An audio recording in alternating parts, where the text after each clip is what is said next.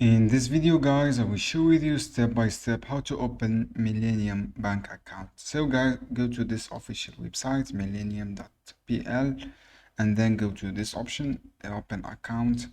After that friends, when you click open account, just wait a few seconds. You see this two options from here guys.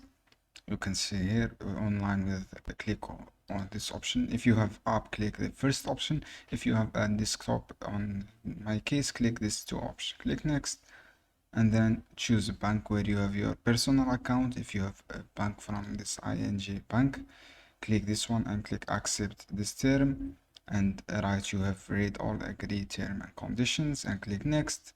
From here, write all your information guys, including first name, second name, surname, and place birthday, and your phone number, and all the details guys.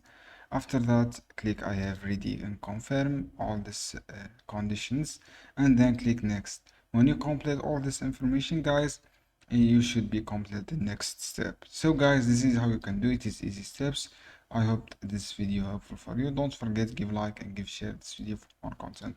From here, you should be give your all information guys, and you prepare to get your card, and then you will activate your card account. Just follow the steps on the next step.